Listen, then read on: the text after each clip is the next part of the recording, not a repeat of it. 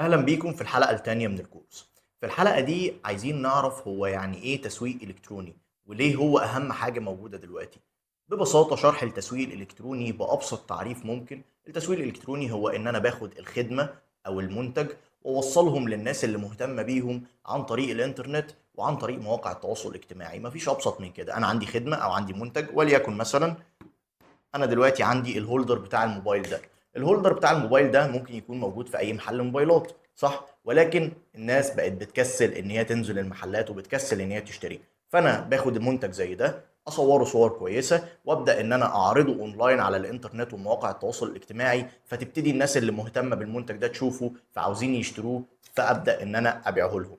وليه هو اهم حاجه دلوقتي؟ علشان الناس بقت موجوده على الموبايل 24 ساعه. فوجودك على الانترنت بقى بيحقق مبيعات اكتر بكتير من المحل.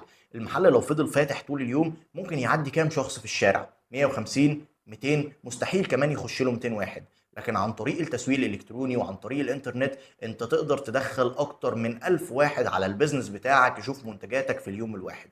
فالوجود على الانترنت بقى مهم جدا، بيزود المبيعات بشكل كبير قوي. فببساطة هو ده التسويق الالكتروني، ان انا باخد المنتج او باخد الخدمة اللي انا بقدمها وبعرضها اونلاين للناس اللي مهتمه بيها، ببدا ان انا ابيعها لهم واكسب منها فلوس. في الكورس ده بقى احنا هنتعلم مع بعض ازاي عن طريق التسويق الالكتروني تحول وجودك على الانترنت لفلوس بخطوات عمليه، مش مجرد كلام نظري. يعني هنعمل كل حاجه مع بعض خطوه بخطوه. طيب خلينا نشرح الاول كل طريق من الطرق اللي احنا هنمشي فيهم علشان نفهم ده ايه. ممكن يكون في ناس ما تعرفهمش.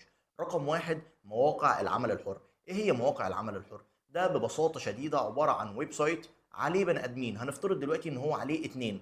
شخص محتاج خدمه، يعني مثلا انا وليكن عندي مطعم او عندي كافيه، فمحتاج حد يعمل لي تسويق للمطعم ده. وليكن مثلا عايز حد يعمل لي جرافيك ديزاينز، عايز حد يعمل لي تصميمات، عاوز حد يشغل لي حمله اعلانيه، عاوز حد يصور لي المنتجات بتاعه المطعم، وهكذا. فدلوقتي انا محتاج الخدمه دي، فالموقع ده بيبدا ان هو يوصلني بالناس اللي بتقدم الخدمه دي، اللي هو باذن الله هيكون انت ممكن تقدم له خدمه تصميم السوشيال ميديا، ممكن تقدم له خدمه ان انت تعمل له الاعلان بتاعه او الحمله الاعلانيه بتاعته، ومقابل ده بتاخد فلوس. يبقى مواقع العمل الحر باختصار عميل محتاج خدمه فانا بقدمها له وبكسب قدام ده فلوس. طيب بعد كده هنيجي نتكلم على التجاره الالكترونيه والافيليت ماركتنج.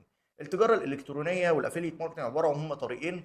رقم واحد، ان انا يا اما بروح لتجار الجمله واجيب منهم منتجات مثلا جمله، وليكن زي ما كنا بناخد نفس المثال، هتكلم عن المنتج ده. انا دلوقتي شايف ان المنتج ده كويس او بيتباع، فرحت لتاجر الجمله جبت منه ستوك، وليكن مثلا جبت منه 100 قطعه، 150 قطعه، 200 قطعه، علشان ابتدي ان انا ابيعهم على الصفحه بتاعتي اونلاين. فدي كده الطريقه الاولى في التجاره الالكترونيه. طيب انا دلوقتي ما معيش راس مال ان انا اجيب منتج، فازاي اجيب منتج وابيعه من غير ما يبقى معايا راس مال واقدر ادخل منه فلوس؟ ده بيتم عن طريق مواقع الافيليت.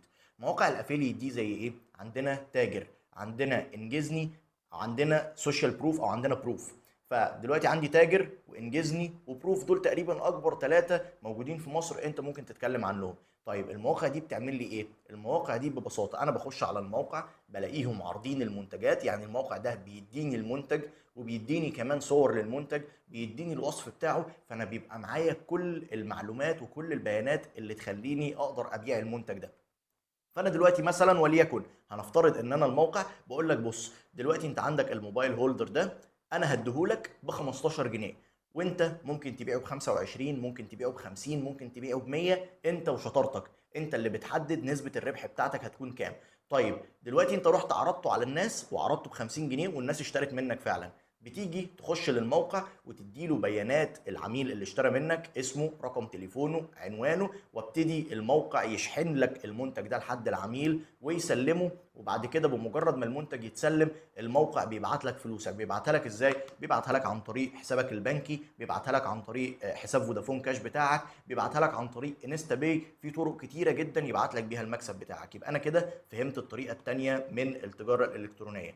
تاني كده سريعا، يبقى انا المواقع العمل الحر عميل عاوز خدمه بقدمها له واخد فلوس. التجاره الالكترونيه بروح اشتري منتج بالجمله وابتدي ان انا اعرضه عندي على مواقع السوشيال ميديا بتاعتي واعمل له تسويق علشان ابيعه.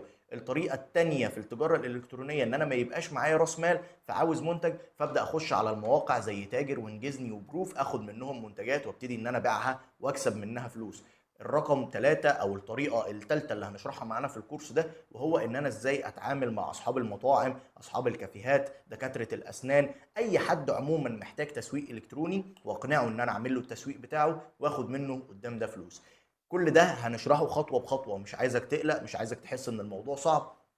هناخد كل طريق من دول وهاقول لك بتعمل فيه إيه بالضبط خطوة بخطوة، ولكن كان مهم في الأول إن أنا أفهّمك إحنا هنعمل إيه، وبكده تكون حلقة النهارده خلصت. تابعنا في الحلقة الجاية علشان نبدأ نشوف هنشرح إيه إن شاء الله من الكورس بتاعنا.